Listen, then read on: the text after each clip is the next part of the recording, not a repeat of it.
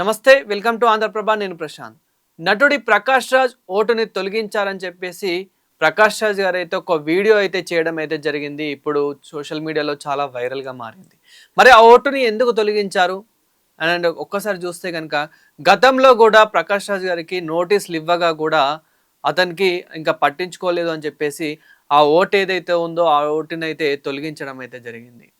So మరి ఎక్కడ ఓటుని తొలగించారు, ఎందుకు తొలగించారు అనేది ఒక్కసారి చూస్తే కనుక అతనికి ప్రకాష్ రాజ్కి ఇక్కడ తెలంగాణలో మరియు ఆంధ్రప్రదేశ్లో, అదేవిధంగా తమిళనాడులో, కర్ణాటకలో కూడా అతనికి ఓటు ఉంది అని చెప్పేసి ఇప్పుడు సోషల్ మీడియాలో అయితే చాలా వైరల్గా మారింది.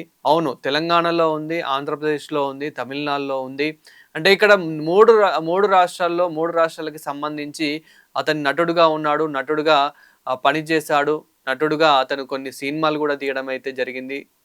తెలుగులో కానివ్వండి, తమిళ్లో కానివ్వండి, కర్ణాటకలో పుట్టినప్పటికీ అక్కడ బెంగళూరులో కూడా గతంలో ఎంపీగా పోటీ చేశానని చెప్పేసి కూడా చెప్పడం అయితే జరుగుతూ ఉంది. అయితే ఇంత ఎంపీగా పోటీ చేసిన నా ఓటు హక్కుని ఎలా తొలగిస్తారు, నా ఓటు హక్కుని ఇలా తొలగిస్తారని చెప్పేసి ప్రకాష్ రాజ్ గారు అయితే ఒక వీడియో అయితే చేయడం అయితే జరిగింది.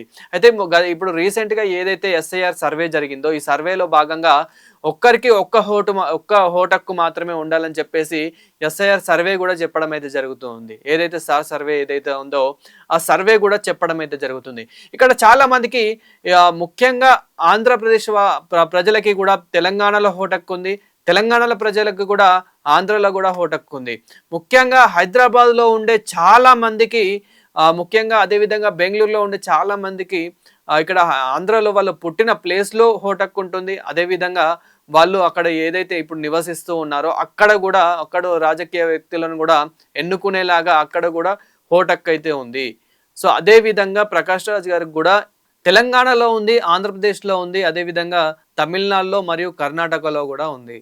సో అదేవిధంగా ఇప్పుడు ఆ బెంగళూరులో ఏదైతే అతనికి ఓటు హక్కు ఉందో ఆ ఓటు హక్కును అయితే తొలగించారని చెప్పేసి ఒక వీడియో అయితే చేయడం అయితే జరిగింది. ఇప్పుడు ఆ వీడియో సోషల్ మీడియాలో చాలా వైరల్గా మారింది.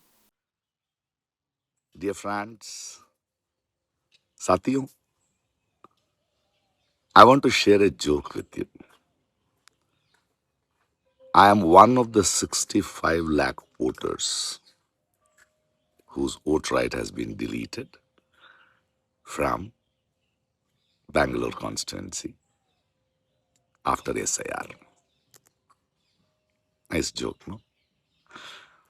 I was born in this constituency.